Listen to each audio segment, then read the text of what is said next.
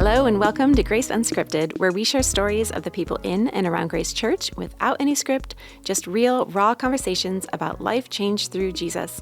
I'm your host, Audrey Wallace. Today, our guest is Stephanie Thompson. Now, I'm not going to spoil the major mountains being moved in Stephanie's life right here in this very time. By the time you've listened, maybe it's even the mountains have moved already for her, but as you listen to her story for her whole life, just think about it as a preparation for these things that she's going to be doing now in her midlife. And just the way that there's this faithfulness and this dependence and this surrounding, like angels on her shoulders, is what I kept feeling as I was hearing her story. Everything just to lead up to these big moves that God is doing in her life now. No spoilers here. You got to listen to find out. Stephanie, welcome to Unscripted. Hi, glad to be here. Thanks for coming. For our listeners, her adorable son, Jack, came in and took a tour of all the audio equipment in this room beforehand. And he also shook Jason, our sound guy's, hand when he introduced himself. And I was so impressed by that. How old is he? He is 5. 5. He'll be 6 soon. He's turning 6 in December. Going on 35. Yeah. I was so impressed by him. So I'm excited to hear your story and how you raised such a gentleman and all the things that go into that as well. So, well, thanks for having me. Yeah, excited to go through this. So you and I have spent a little bit of time together, but really we're getting to know each other for the first time deeply. Yeah. So, and you've got some big things on the horizon. We do. Yeah, all right, no spoilers right now. Let's start at the beginning. Okay. Did you grow up in the Akron area? I did not. I grew up in Boulder, Colorado. Whoa. Okay. I think this is a first. You grew up in Boulder. Yes. So through school. Through high school. Yeah. Whoa. Same house. Okay. Yep. Grew up there and then moved for college to Springfield, Missouri. Okay. And I was there for 5 years. I got a bachelor's degree in social work. And then I worked there for a year after I graduated, and then I moved to Chicago. Whoa! For my master's. I just kept moving. Yep. I moved to Chicago for my master's degree in social work, and I ended up staying there for 6 years. Wow. And worked there in the city and loved it. And then I moved to Ohio to get married. So from all those places, that feels a little underwhelming, but tell me more. But it was good because love can conquer anything. That's right. Okay, so also let's rewind. In your childhood back in Boulder, what is that like? Because Boulder right now, when I think about it, it's like tech mecca hub and this really cool, trendy hipster city. Yeah. Was it like that when you were born? Yes. One of their mottos is keep Boulder weird. And it is it is funky. It's kind of this old hippie town. Okay. It's a lot of fun. It was an interesting place to grow up, and it's beautiful. So it's right at the foot of the mountains. Yeah. It's also a college town. Okay. Just a lot going on, and just a gorgeous place to grow up, honestly. So what did you do in your childhood? Were you into sports or horses or music or reading? I played violin. That was kind of my big extracurricular activity. If I gave you one right now, could you still play it? I could. Wow. Yeah. Okay. I don't play very often anymore, but I could. Awesome. Yeah. So that was my big hobby outside of school. My family was also really involved in our church. And so we did a lot there. We were there when they had Wednesday night services or all that, I was involved in the kids programming and really loved that. Found a lot of connection there. Was it a church similar to Grace Church's style or something different? It was more of Assemblies of God Pentecostal type church. Okay. Yeah, so it was a little bit different than Grace. I feel like I need to study the kinds of churches because people answer that question, and I'm like, I don't know what that means. Move on.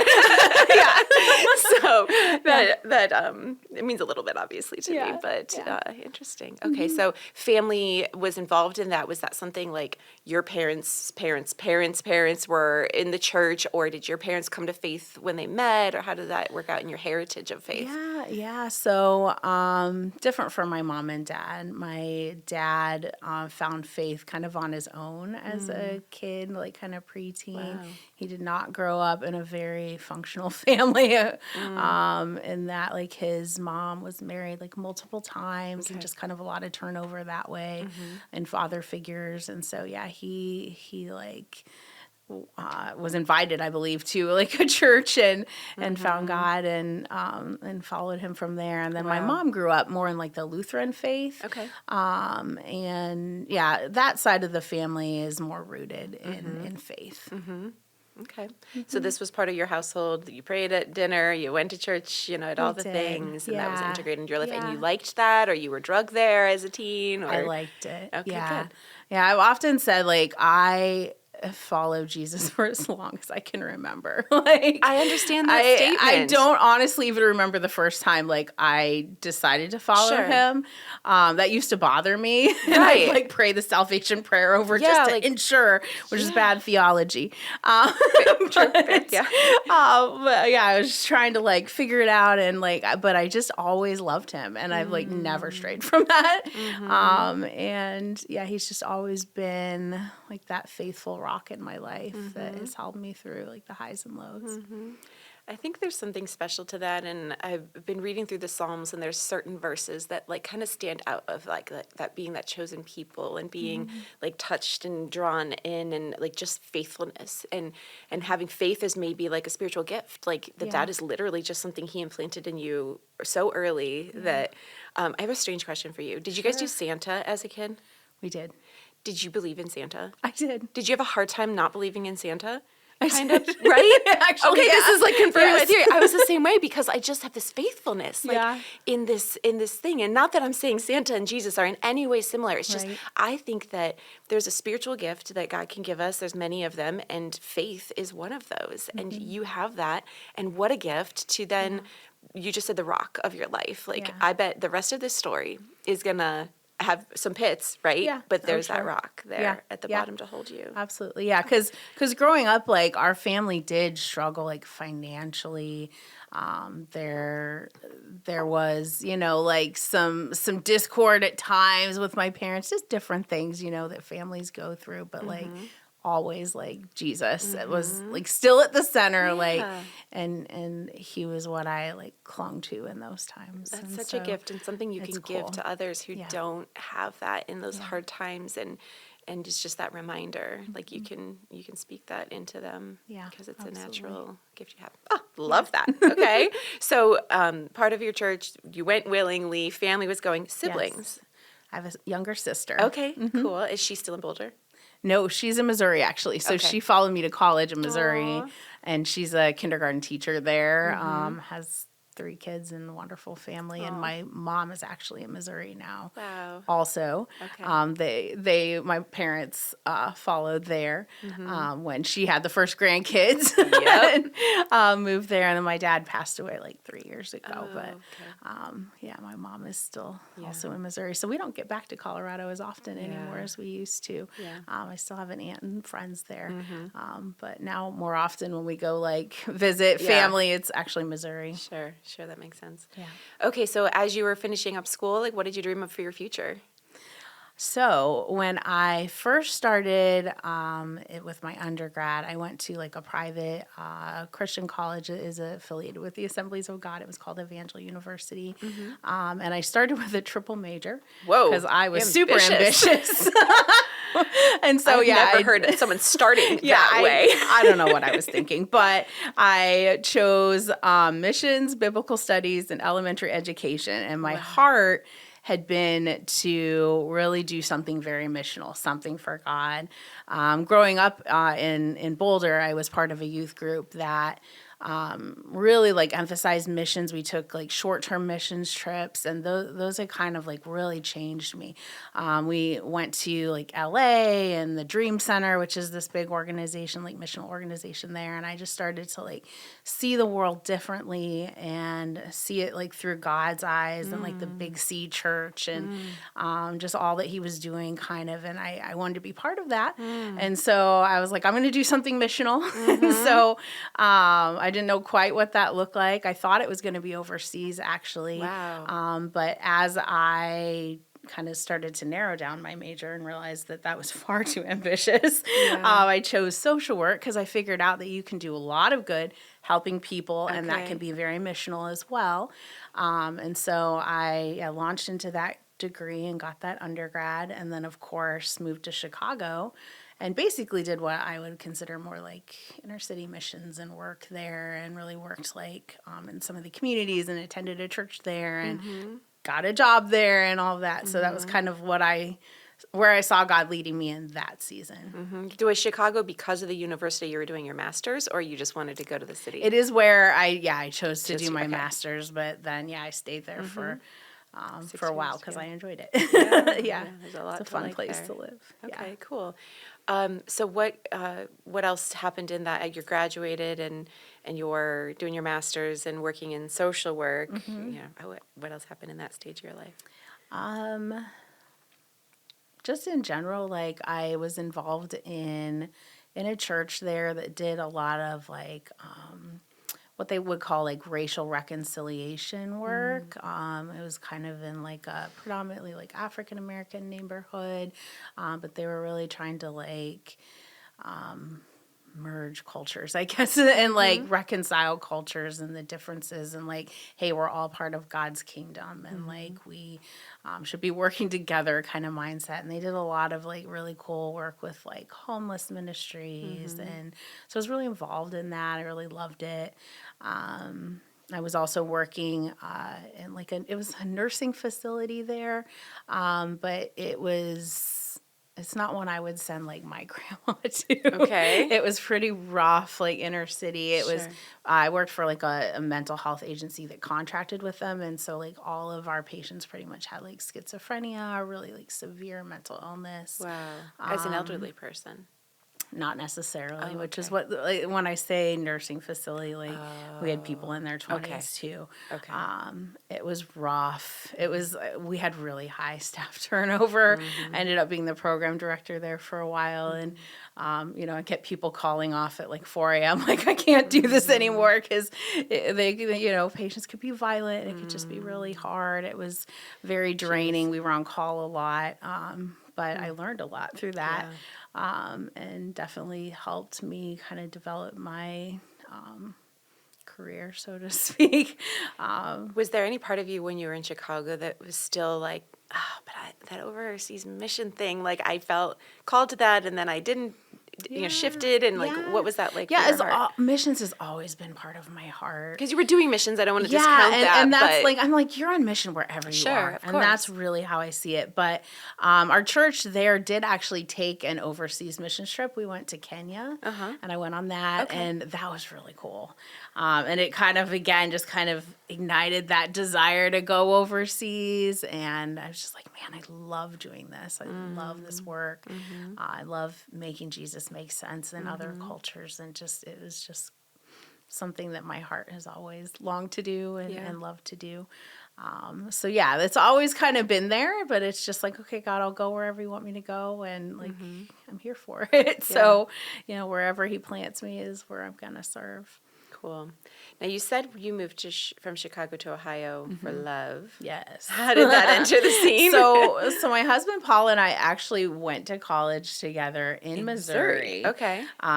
He got a Bible degree there. He graduated a year before me. We did not date there. We were just acquaintances, if that. Okay. Apparently, we had a class together our freshman year, and I don't remember it. He will tell you differently that, I was so cute. He was very intimidating. Well, we will hear his Didn't story want to soon. ask me out.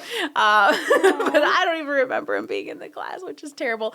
But we connected later when I was in Chicago over Facebook, actually. He just started kind of messaging me. He's like, here's this cute girl I remember from college. And then we started dating. Classic millennial love story. Facebook. Oh, wow. And so, then we started long distance dating because he was in Ohio. So he went to Missouri from Ohio as his route. Correct. He's from Ohio. And then went right back to Ohio after he graduated. Yep. Okay. Yep.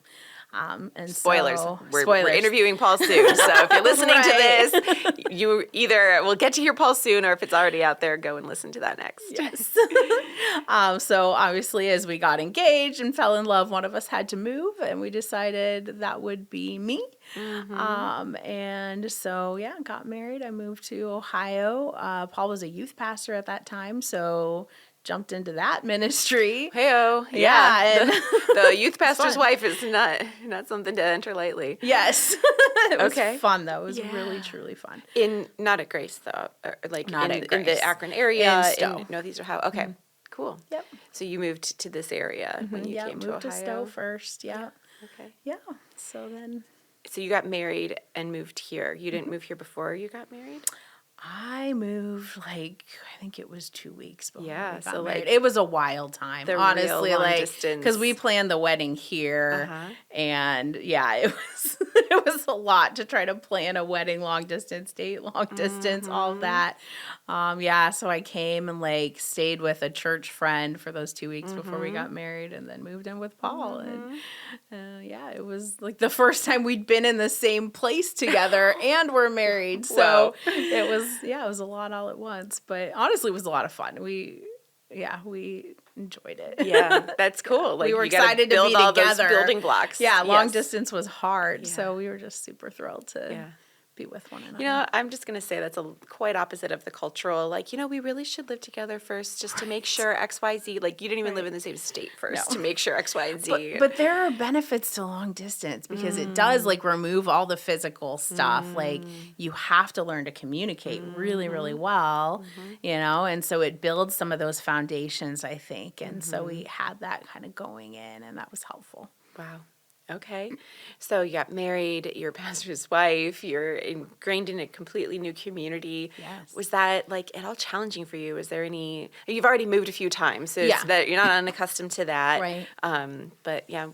Every time I move, it's challenging though, honestly, because I am an introvert and I make friends very slowly. I open up to people slowly. You're I'm doing not, great here. Oh, thank you. I'm not immediately trusting. I know this is definitely out of my comfort zone. I'm not immediately trusting. I just it takes me some time. So every time I've moved, I kind of know mentally now, it's going to take me a year or two to feel really fully connected. And I just kind of that was really, really hard the first time I moved in college. That freshman year of college was pretty awful. I was very homesick.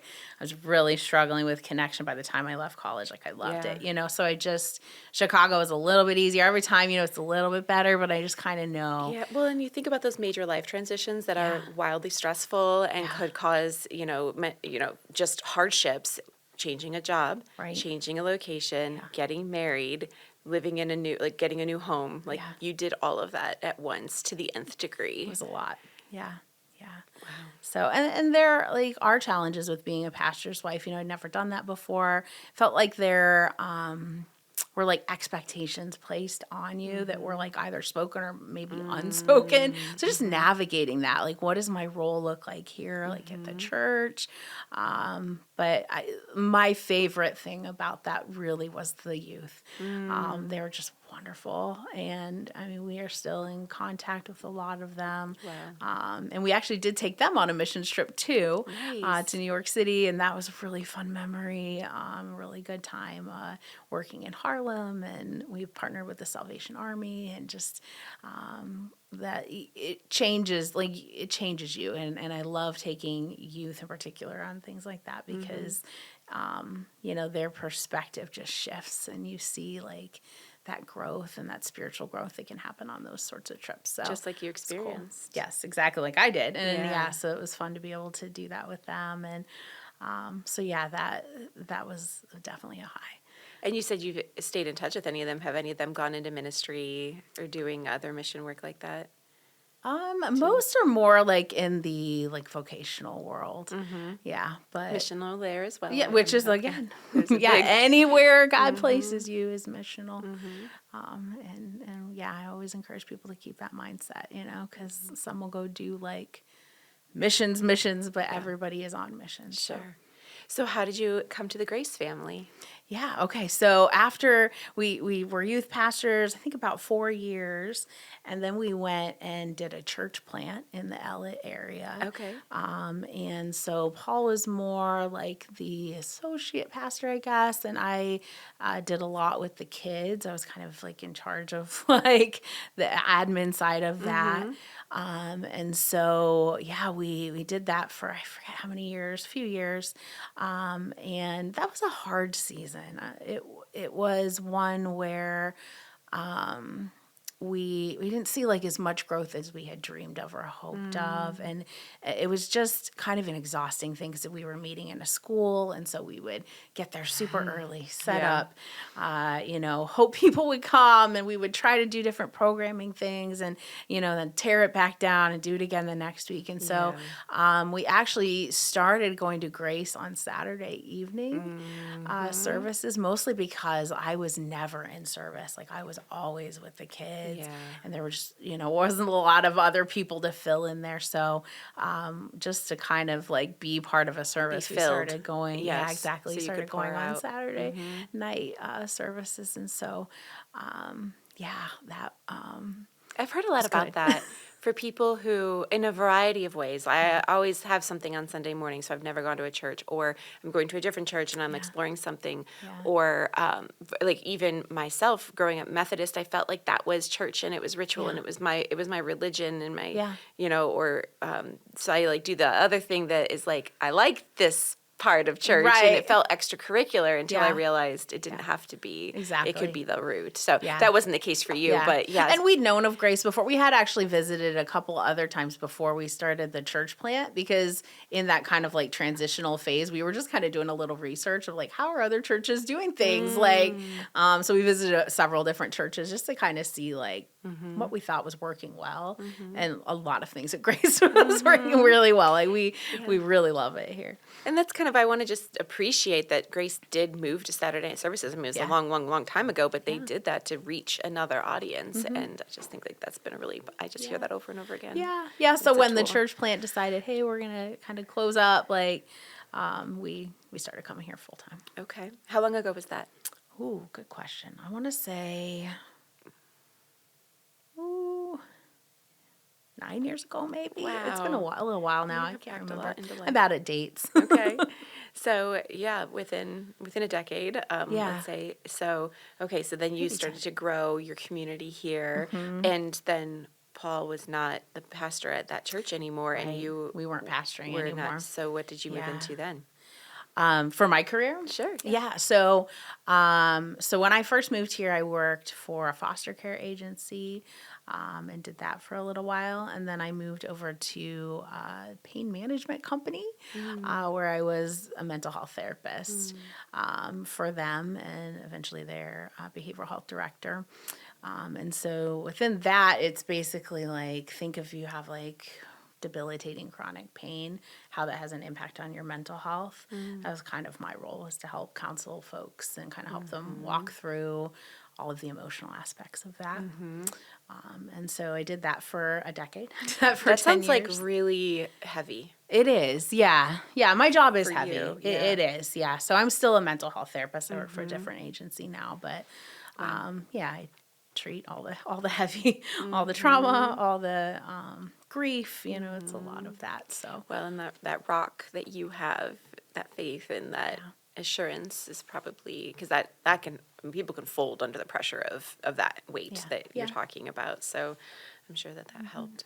Yeah. Oh, it's huge. You know what? Like, I would not still be doing that job if I didn't have God, if I didn't have Jesus. Because at the end of the day, I walk away and just pray for the folks that I meet with, and like trust that like He loves them the most. Like as much as I care about them, He loves them infinitely more. And I just have to like give it to Him, and not take it home and not try to carry it and not take it all on myself to like fix people, because that's not my job. Ultimately, it's to be there to support them, to give them tools, to give them counsel and wisdom, but, God does the rest. And so that gives me a lot of peace. Yeah. Has there been any ways that you've been able to share your faith either to coworkers or to patients or anything like that without any HIPAA violations or anything? But like, sure, you're not getting a lot of details. Sure, you have a million stories, but I'm curious if there's anything you've seen God do through through you in that space. Absolutely. Yeah, because I do not work for like a Christian agency. Yeah. And so it's been one where, I will never like force it on somebody, but I pray for those no-brainer moments like we talk about here at Grace. And I hope that God gives me that just obvious moment to say, hey, a lot of times it'll be like in a conversation of like worth or value or identity and like where people are finding that. And I'll be like, this hasn't really worked for you. Like just pointing out like, you're trying all these things and you're still feeling this way. And like, have you considered like these other options? Have you considered like where are you at spirituality, faith, just kind of introducing it generally and then kind of narrowing it. And like, I have seen like patients come to faith and that's been very, very cool. And, obviously like give God all the praise for that because it's just him working in their hearts and their minds and, starting to examine like what I'm doing isn't working, where my foundation is. I'm putting my foundation is way too shaky. And, I'm feeling terrible, whether it's depressed or anxious or whatever. Yeah, there's no bottom to that pit. Yeah. Unless you put one, which is our Savior. Yeah. So sometimes it's planting small seeds and sometimes it's, seeing people come back to their faith or discover it for the first time. And that's one of my favorite things, obviously. Amazing. Yeah. So with Grace, like what kind of things have you gotten involved in here? Yeah, so I'm a Shape connector. So with Shape, we help people find like their fit in the church, where they kind of belong, what are their spiritual gifts, what are their giftings, passions, all of that, and kind of help them navigate what that looks like in terms of getting plugged in at the church and serving in the church. And so that's fun. It feels kind of like a natural extension to what I already do. Like, obviously I'm not there to do therapy, but we talk about hard stuff. Oh, and they go deep. Yes. So sometimes I'm like, this feels kind of like what I do all the time. And so I've really enjoyed that.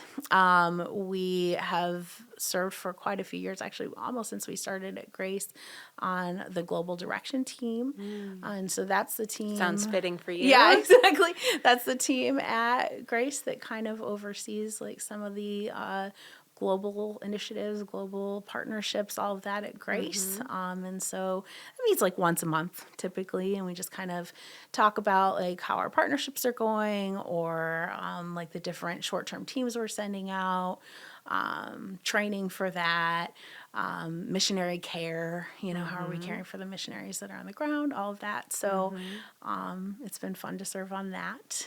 And then right now we're also life group leaders, although we are soon to be passing the baton over on that to a couple that is in our life group and planning to take that over, which is wonderful. That's awesome. Okay. Yeah, so we just actually moved out of our house this week, so it's that life group next week is at their house. So well, that's a natural transition. Yes, although we'll continue kind of leading some. Like, they say you birth when you create a new life group. This is like you induced delivery. Yes. So moved out of your house. Where did you move, or what is? Yeah, so we are currently in an Airbnb for the next 5 weeks. Whoa! Yeah, in Akron, in Monroe Falls. Whoa! Yeah, so interesting. Our house sold really quickly. It sold in a day, which is just awesome. Yeah. But that meant that we had to kind of move out and figure out something short term. Yep. Okay, so what's happening in 5 weeks? So in 5 weeks, we leave Ohio, move out of Ohio, and we're actually going to stop and visit my family in Missouri on our way for Christmas. But after that, we're heading to Texas for language school to learn Spanish for a year. Okay, tell me more, because I feel like there's a plot twist here that is yet to be revealed. Yeah, I know. You wanted to wait. So here's the big reveal. So we are becoming missionaries with Shoulder to Shoulder in Mazatlan, Mexico. All right. So that's the final destination. Yeah. Wow. So all, and honestly, like we have been reflecting on this a lot, like all the ways that God has woven our story together over the years. And you'll hear Paul's too, but like the way that he's put all these like kind of puzzle pieces together to lead us to this next step. Because really what Shoulder to Shoulder does is they exist to equip, empower, encourage like the local church in Mexico and pastors and their families. And so, we have a history of pastoring, right? So we know the highs and lows of that. We know, how rewarding it can be and how challenging and draining it can be, right? It's all of it, and so that's unique to our story.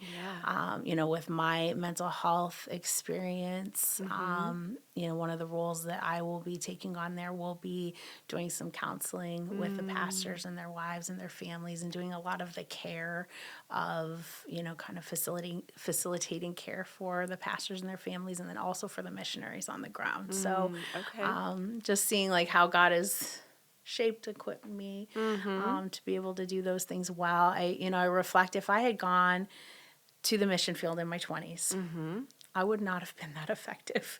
Honestly, like I really don't think I would have been. Like I would have been eager. I would have been a willing vessel, but like I didn't have the depth or the life experience that I do now. Like I also wouldn't have had like the financial like backing that I think we do now, which is part of this. The relationships and community. Exactly. Like it's huge. Like we don't just go alone. We go with like a huge group of people supporting us and backing us, and I wouldn't have had that in my 20s. For you. Yeah, and praying for us. Sure. Yeah.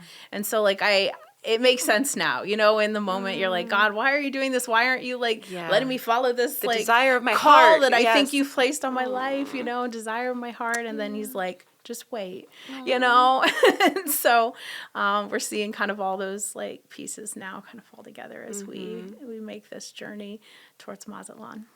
Okay, so how long has that been stirring for you guys? Yeah, so we really started talking about it and thinking about it after we went to Guatemala on a short-term trip. Okay. So before we were life group leaders, we were part of Joe Caruso's life group. Okay. And so we kind of birthed out of that group to lead ours, but that group took a trip together to Guatemala. And wow, so, that's cool. Yeah, it was just really cool. And so, we actually led that and we went down there, and that's an amazing partnership too that Grace works with. They worked with Food for the Hungry there, and they go to Chell. Lots of Not teams easy go to get to. Right, it's very difficult to get to. And so we came back from that, and like individually we were both just kind of like, like God is doing something here. Like you'll hear Paul like say that he was feeling kind of unfulfilled and bored. He'd been working like probably a decade in like tech and like software development, all of that, which actually Shoulder to Shoulder also needs. So you see again all the puzzle pieces and ways that like not God random. is using using all the like experiences. But yeah, he was kind of just feeling bored. Like, hey, I got this degree in the Bible and I think I should be using it. And so he was kind of wrestling with that. I was not bored. I was really good with life as it was in Ohio. And I was like, really, God, now? Like, are you sure? Like, I was ready to go in my 20s, but now I'm kind of settled. Right. And I have a kid. Right. And we talked about your 5-year-old at the very beginning of this. I was like, I don't know. It's a disruptor. Now? Right. Yeah. So we were both kind of like dealing with that, like, nudge a little bit differently. But we were feeling the nudge, and we were starting to talk about it, and we're starting to pray about it, and we're like, okay, we love Guatemala, but we don't see a path forward in Guatemala because Food for the Hungry really just employs Guatemalans, which is awesome, right? And so they weren't really looking for missionary partners.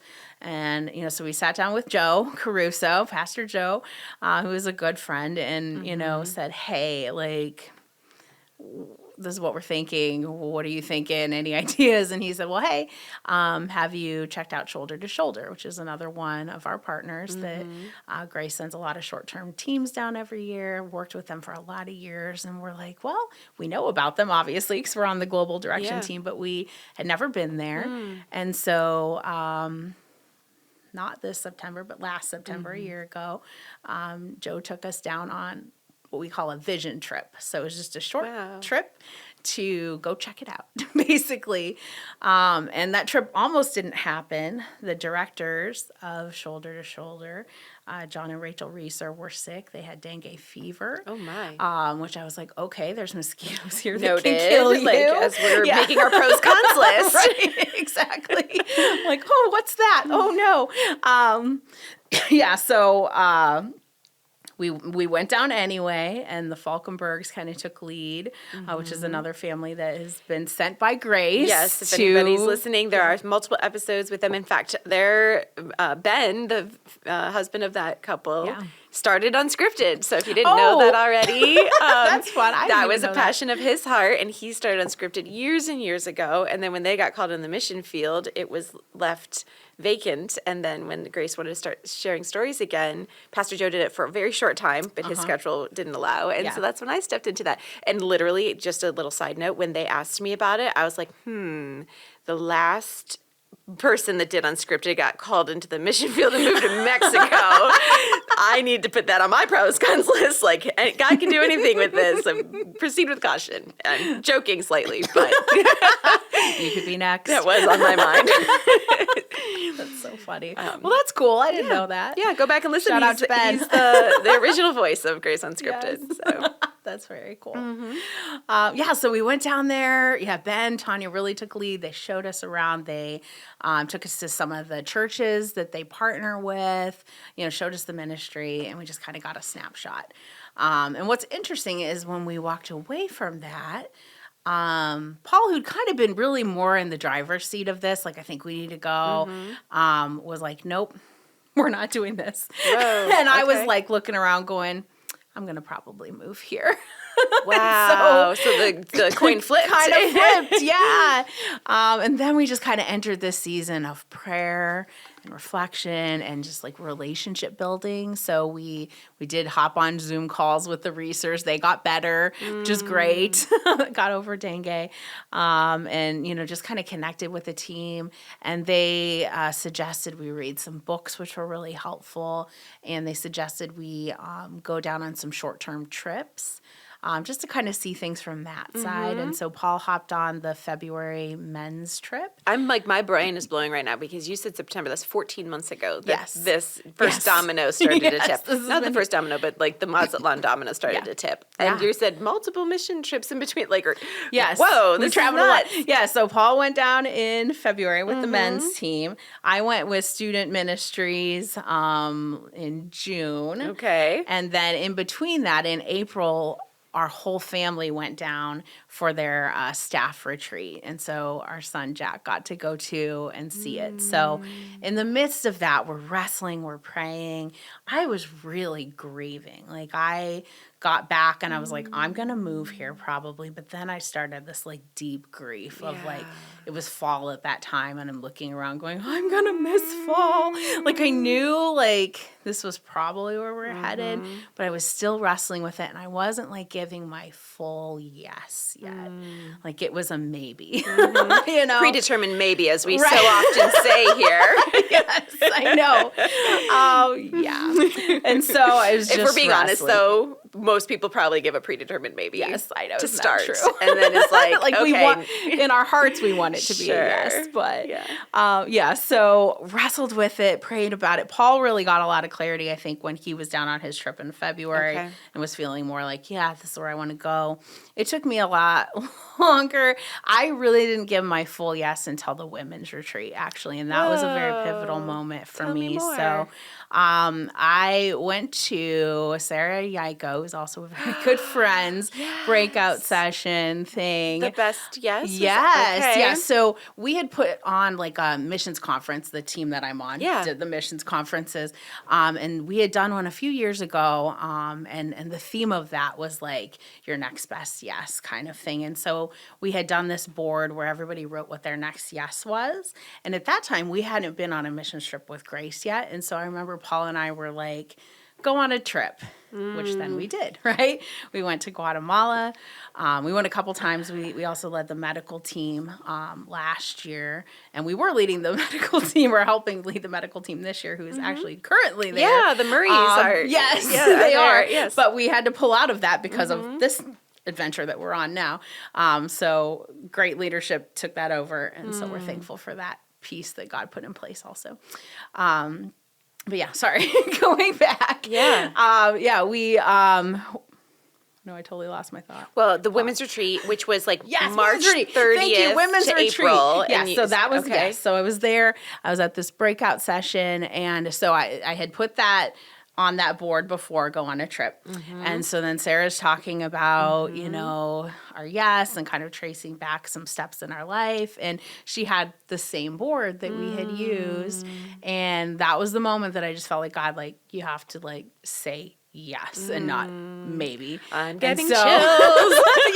And so I wrote it on there, like moved to Mazatlan, and I stuck it on the board, and I like told Paul, like, okay, I'm in. Oh my gosh. We're doing this. And like I went and cried and prayed and like had moments after that with Jesus. Oh, and what a just beautiful place to do that. Yes, and literally by the lake. So it was awesome.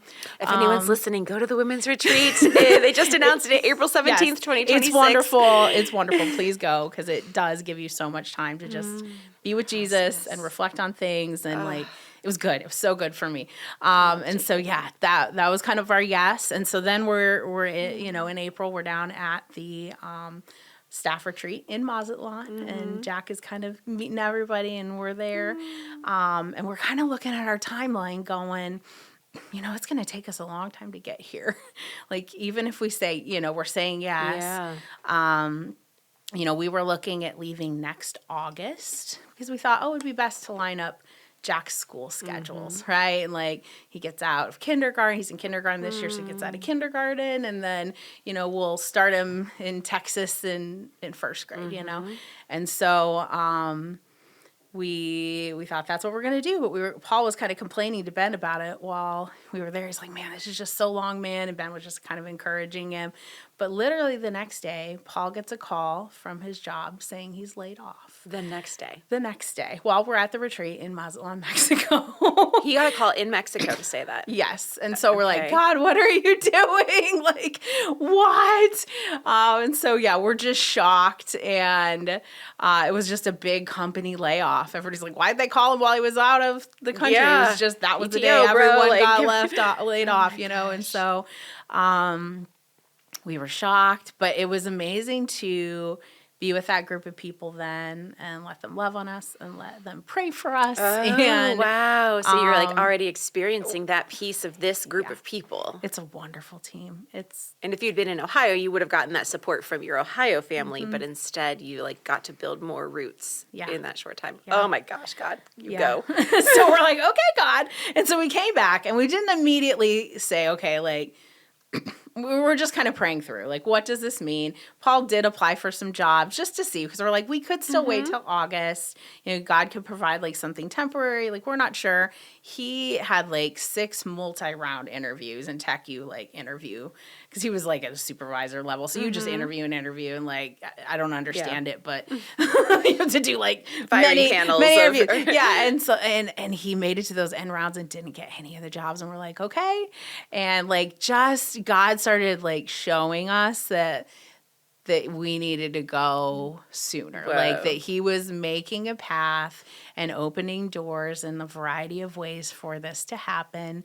And so I will say in this season that we've been in, like, there's been so much affirmation of just like, this is the path that you're on. And this is, you're kind of in the center of my will. And this is where you need to be heading. And he's providing, exactly, providing and just being with us through all of it. It's hard, but we feel him in it, and it has been a season of, like you mentioned, faith, increasing our faith and increasing our just total dependence on him. And so and I believe it was August that we started fundraising. And started kind of, what we call it more like support raising, because it's not just financial, but obviously it's prayer and it's people to encourage and just kind of join a team, so to speak, of like, we're kind of backing you and spiritually and financially.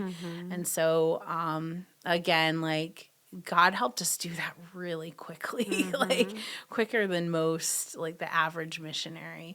And so we're so thankful. We're very nearly funded. And so again, like, we sold our house in a day, right? And so just all these ways that God is just paving the way. And so now we're leaving in December, and starting language school in January. We have Jack enrolled in a school in Texas also. Wow. So we'll be in Texas for a year.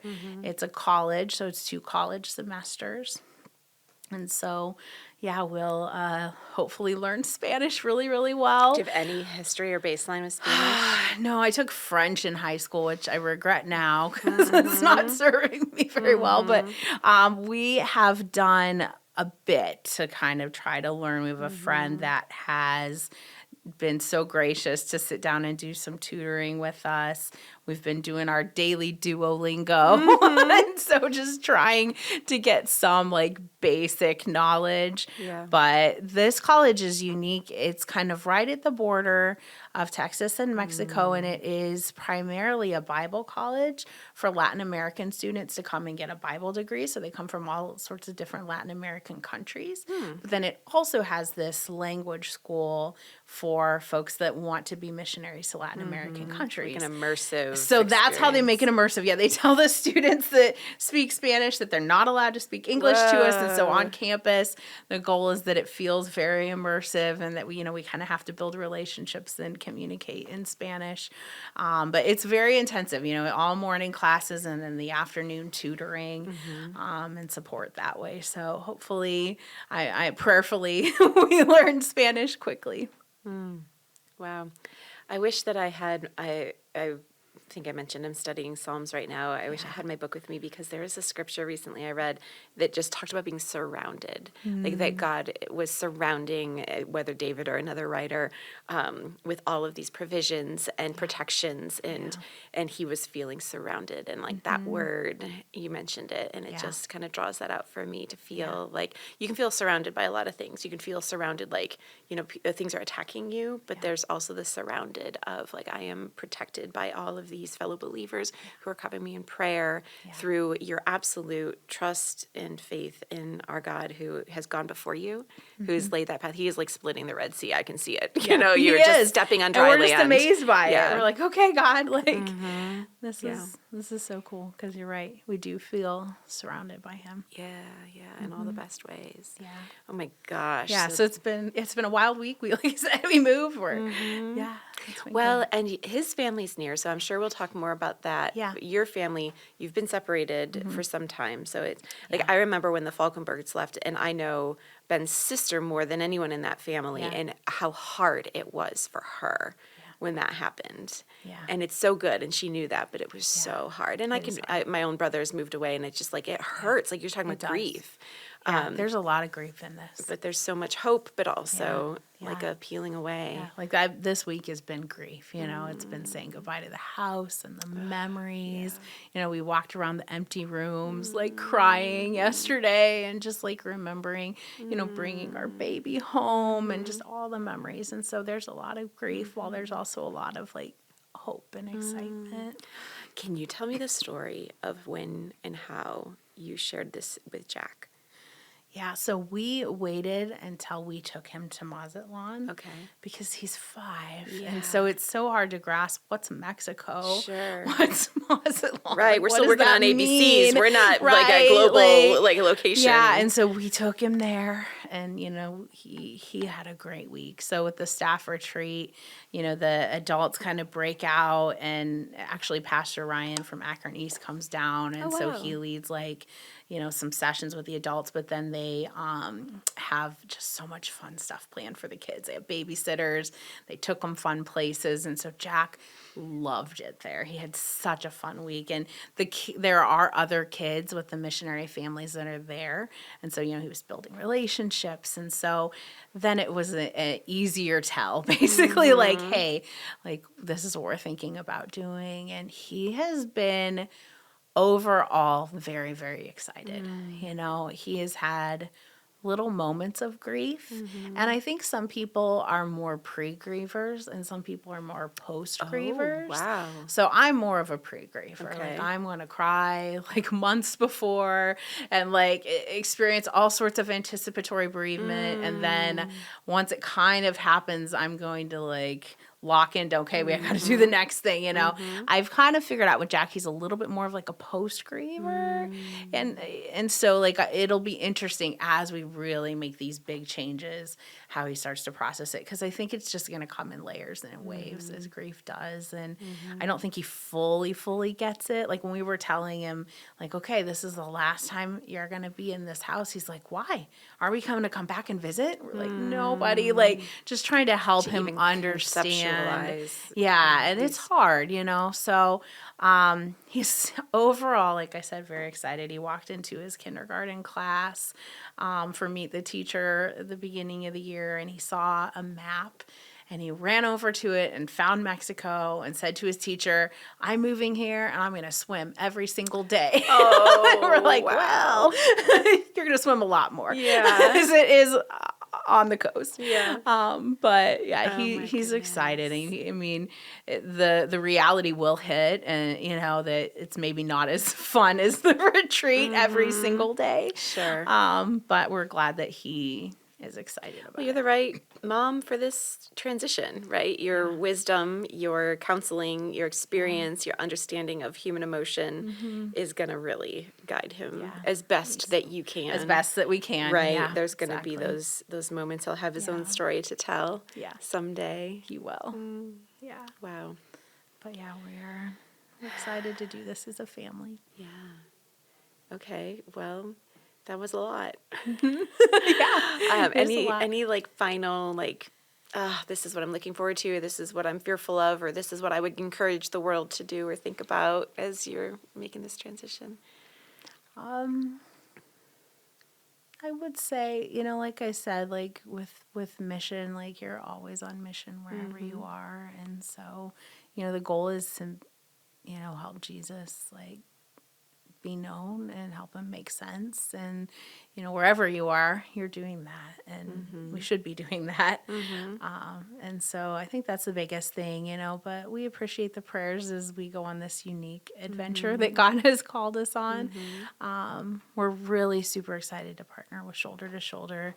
We think it's probably one of the best models for doing missions at this time, because it's not really us being the ones that are the heroes, is how Shoulder to Shoulder puts it, but we're hero makers. So we're coming in and we're empowering and equipping Mexicans to reach Mexicans, and that's always better, right? And so we're just super excited to be on this journey and adventure and see what God does.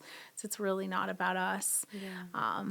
Our website is actually notthemainstage.com because we don't want to be given praise or glory for this. We really genuinely don't. We want this to reflect on God and give him the glory and the praise for what he's gonna do.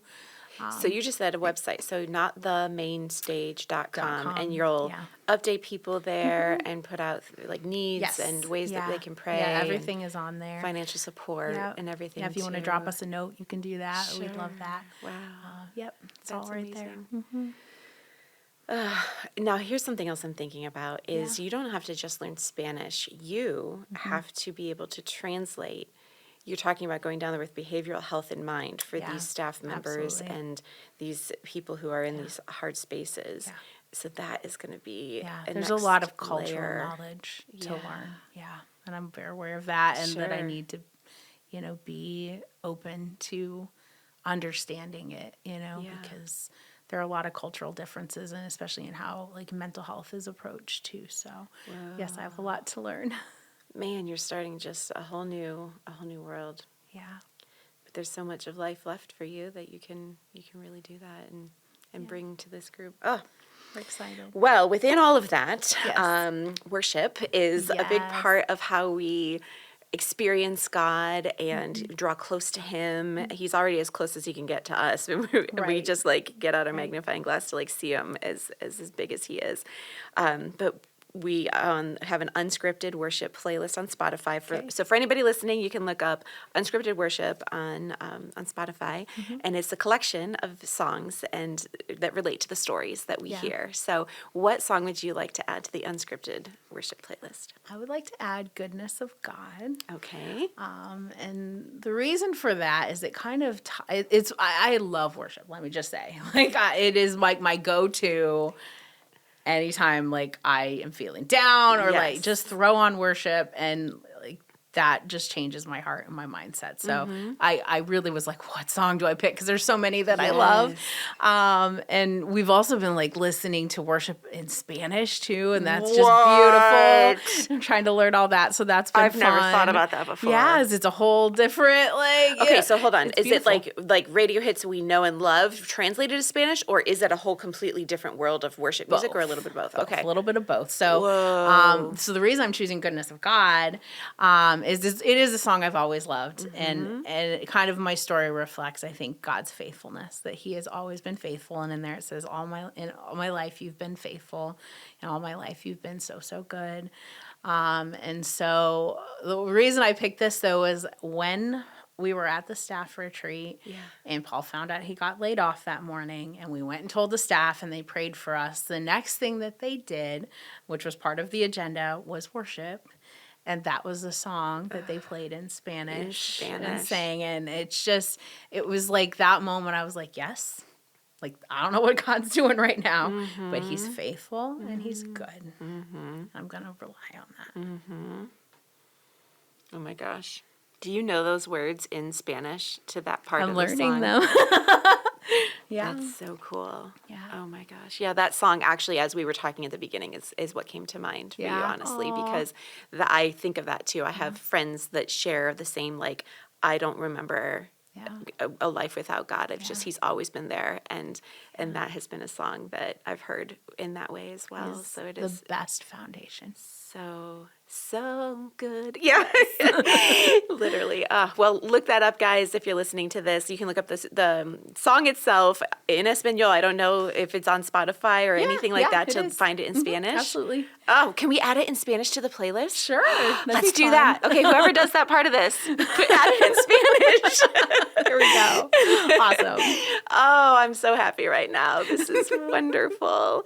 Well, thank you so much, Stephanie, for sharing all of this story. Yeah. If you don't mind, I'd like to just finish in praying for you. Oh, I'd love because that. I think that, like, if anybody's listening, like, when missionaries go on mission, I always see the email, right? If you could cover us in prayer, and if you have any financial, like, they always say prayer first. And I think that's like, if you're going to be a missionary, you literally mean that. Yeah, we do. Absolutely. So, I've said this is the most important thing you can do. Yes. Absolutely. So I guess just if you're listening, maybe put it on a list, put it on a reminder on your phone every 6 months or something to pray for the Thompson family, because I just know that God, he hears that and treasures that and can be with you guys. So I'm just going to close this out here in prayer. Thank you. Okay. Appreciate it.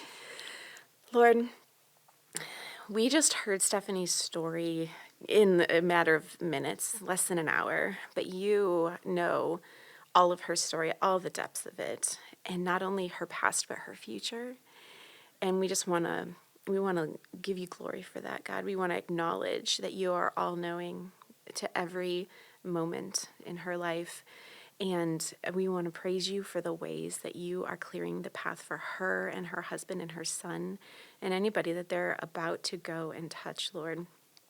I just want to tell you, we trust you, we see you, and we are grateful for the ways that you've done that. And with that, we know you will continue to do it in the hard times, Lord, when they're feeling defeated. They don't have to carry that weight. You can take that for them so they can keep marching forward, God. So I ask you to give Stephanie the words in English and Spanish and whatever language is needed, God, because you can do that. You've done it before and you'll do it again. And that you can give her son protection and help her to know how to guide him and every other person that pours into their lives as they make this transition, God. And for our church family just to be blessed by hearing this story and seeing these pieces of our family going off and following you so boldly, Lord, that they can just do the one little thing boldly as well as a result of this obedience that this family is showing to us, God. Thank you so much for bringing them here to Grace, and thank you so much for sending them. Amen. Thank you.